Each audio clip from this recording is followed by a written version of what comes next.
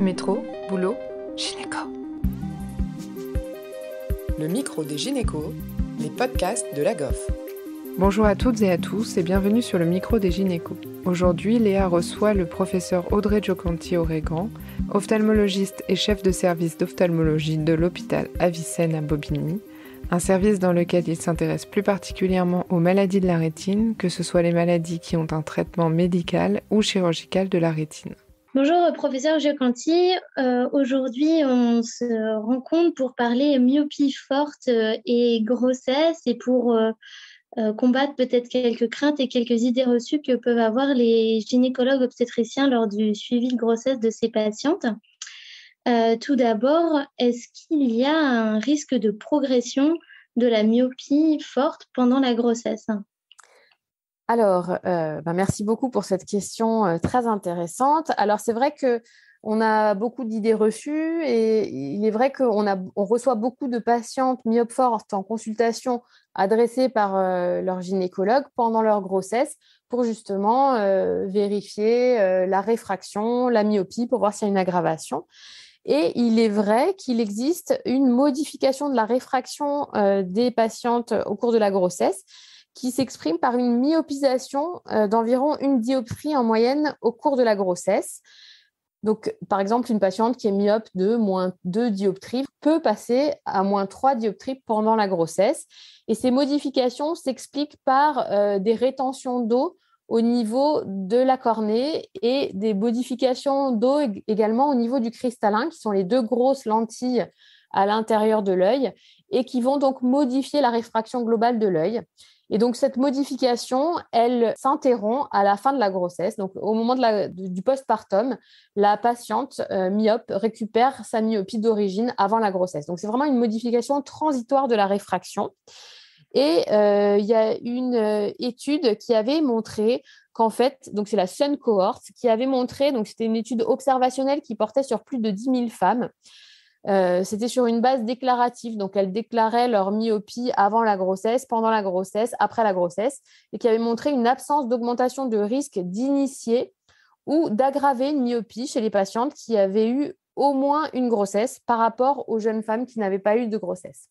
Donc, on peut être rassuré sur le risque de myopisation pendant la grossesse. S'il existe, il est vraiment ponctuel pendant la grossesse et tout redevient normal après.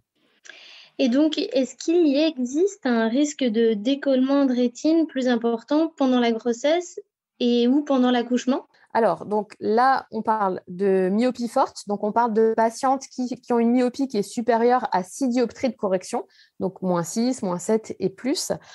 Et donc, chez les gens myopes forts en général, il y a un risque plus important que dans la population non myope ou moins myope de faire un décollement de la rétine au cours de la vie. Pendant la grossesse, il n'y a pas de risque supérieur que chez un individu en dehors d'une grossesse.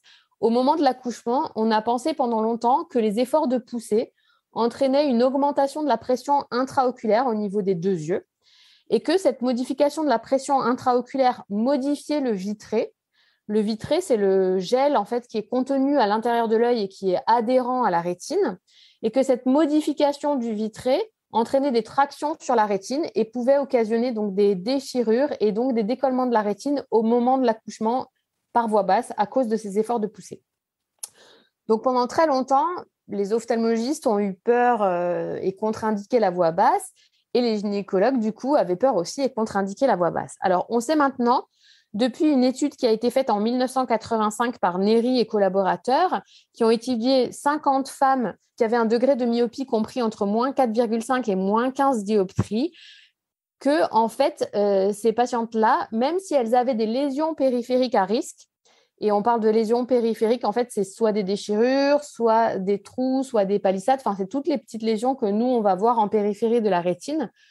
Tant que ces lésions sont asymptomatiques, en fait, c'est-à-dire que les patientes ne voient pas de mouches volantes, d'éclairs lumineux, eh bien, chez ces patientes-là, quand elles ont accouché, 2 jours et 14 jours après l'accouchement, il n'y avait pas de modification de ces lésions. Donc déjà, c'est un premier argument qui montre que même quand on a des lésions à risque de décollement de la rétine, lorsqu'elles sont asymptomatiques, eh bien, on n'aggrave pas ces lésions en postpartum, malgré un accouchement par voie basse. Donc, les auteurs déjà disaient que finalement, l'accouchement par voie basse était autorisé chez les patientes myopes fortes. En 1995, Lando et collaborateurs confirment l'absence de contre-indication à un accouchement par voie basse chez les patientes myopes fortes, quel que soit leur degré de myopie, et également en cas de décollement de la rétine. Et donc, ils recommandent une absence de traitement de ces lésions lorsqu'elles sont asymptomatiques. Et c'est ce qu'on recommande chez tous les patients, quel que soit le degré de myopie et même en dehors de la grossesse.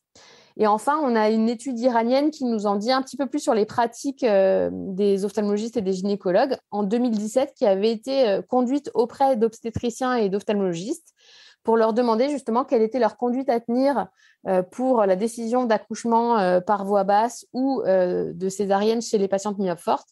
Et en fait, il n'y avait que 6% des gynécologues qui recommandaient un accouchement par voie basse quand la patiente était myope forte, contre 70% des ophtalmologistes. Donc, vous voyez en fait que globalement, les ophtalmologistes sont de plus en plus rassurés quant à la voie basse chez les patientes myopes fortes. Et par contre, les gynécologues ont encore une retenue, mais ce qui est normal, c'est parce qu'il faut des années et des années avant que les mentalités changent. L'ophtalmologie, ce n'est pas une spécialité qui est forcément connue des gynécologues. Donc voilà, on est là pour peut-être changer cette prise en charge. Ouais, c'est très intéressant. Et du coup, une patiente myope forte, est-ce qu'elle doit avoir un suivi plus particulier pendant la grossesse ou pas forcément? Alors, pas forcément. S'il n'existe aucun symptôme, et les symptômes, encore une fois, c'est ce qu'on appelle donc les phosphènes, c'est des éclairs lumineux ou des myodésopsies qui sont des mouches volantes. Si les patientes ont l'un ou l'autre de ces symptômes d'apparition brutale, à ce moment-là, oui, comme tout patient, il faut faire un examen du fond d'œil à la recherche de lésions périphériques. Et donc, dans ce cas-là, si on diagnostique une lésion périphérique, donc un trou, une déchirure, une palissade, qui sera du coup symptomatique, ce sera une indication à faire un barrage laser sur ces lésions. Et le barrage laser permet d'éviter que survienne un décollement de rétine, mais on le fera chez une patiente myope et enceinte ou chez n'importe quel autre patient. Donc, en fait, il n'y a pas de différence de prise en charge d'une patiente myope et enceinte que d'un autre patient. Les symptômes sont toujours les mêmes et doivent faire conduire la patiente à réaliser un fond d'œil et du coup un barrage laser s'il y a une lésion périphérique symptomatique. Mais c'est la même prise en charge pour tout le monde en fait. Et une fois traitée, elle pourra accoucher par voie basse. Et une fois traitée, alors il faut quand même une bonne semaine à 10 jours pour que le laser soit efficace. Donc bien entendu, si c'est une lésion qui va être traitée et que le lendemain la patiente rentre en travail, bon là ça va être un peu plus compliqué. Mais si on a une semaine, 10 jours après le laser et que le laser est bien efficace et ça se contrôle par un examen du fond d'œil, à ce moment-là, il n'y a aucune contre-indication à la voie basse. D'accord. Et de manière plus générale, est-ce qu'il y a des contre-indications à la voie basse en ophtalmologie? Alors, pas tellement. En fait, nous, ça nous arrive vraiment... moi, ça ne m'est jamais arrivé de contre-indiquer un accouchement voie basse pour une patiente. Les seules fois où on donne finalement des directives aux gynécologues, ce sont les fois où on est confronté à des cas compliqués de patientes diabétiques de type 1 qui vont faire une forme de rétinopathie diabétique floride pendant leur grossesse. Et donc là, vraiment, on peut être limité dans les traitements parce que certains traitements sont contre-indiqués pendant la grossesse. On va peut-être en parler après, les anti-VEGF.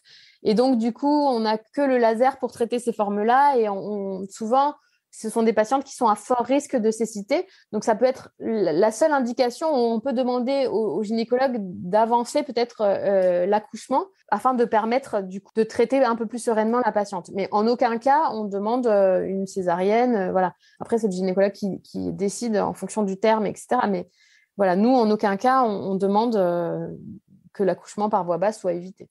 Ok, et donc effectivement, pour revenir sur les traitements anti-VEGF, qui sont des traitements utilisés en cas de complications de la myopie avec l'apparition des néovaisseaux choroïdiens, si j'ai bien compris. Est-ce que c'est un traitement qui est possible pendant la grossesse? Parce qu'on sait que le VEGF intervient dans la placentation, l'organogénèse, vasculogénèse. Est-ce qu'il reste indiqué? Alors, donc, c'est important donc, de connaître un petit peu cette complication dont vous venez de parler. En effet, la myopie forte peut se compliquer de ce qu'on appelle des néovaisseaux choroïdiens. Donc, c'est des petits vaisseaux anormaux qui poussent sous la rétine au niveau de la macula, donc la zone centrale de la vision. Et il faut savoir que ces néovaisseaux, en l'absence de traitement, et le traitement, donc ce sont les anti-VEGF, vont évoluer vers une perte de vision définitive. Alors après, qu'est-ce qu'on sait de l'utilisation de ces traitements pendant la grossesse? Finalement, les anti-VEGF, c'est un traitement qui est beaucoup administré, mais plutôt à des patients plus âgés, puisque c'est un traitement de la dégénérescence maculaire liée à l'âge, et c'est également un traitement de l'œdème maculaire diabétique. Donc, en général, c'est des patients qui sont plus âgés.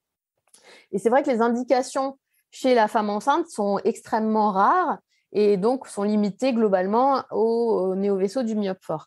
Et donc, on a très peu de cas dans la littérature qui sont décrits. On a une vingtaine de cas dans la littérature qui sont décrits. Et sur ces 20 cas, on a donc qui sont des femmes chez qui, en fait, il y a eu des injections d'anti-VEGF alors qu'on ne savait pas qu'elles étaient enceintes. Donc, c'était en tout début de grossesse. Et donc, sur ces 20 cas, il y a eu 3 cas de fausse couche spontanée, dont un qui est survenu chez une patiente qui avait plus de 35 ans, donc qui était déjà à risque de fausse couche spontanée. Et il y a une patiente qui avait reçu 2 injections intravitréennes d'anti-VEGF juste avant la conception et une injection dans les jours qui ont suivi, en tout début de grossesse, dans les jours qui ont suivi le début de la grossesse. Et donc, c'est une patiente qui a eu une complication à type de pré-éclampsie et qui a eu un accouchement prématuré à 29 semaines. Voilà. Peut-être y a-t-il un lien entre l'anti-VEGF et cette complication, peut-être il n'y en a pas, c'est difficile à dire. En tout cas, le principe de précaution veut que lorsqu'on est confronté à cette situation, on informe la patiente. Il n'y a aucun cas de malformation fœtale qui soit publié dans la littérature. Les seuls cas sont ceux que je viens de vous citer, donc un cas de pré-éclampsie et 3 cas de fausse couche spontanée avec des injections en tout début de grossesse avec une ignorance de la grossesse.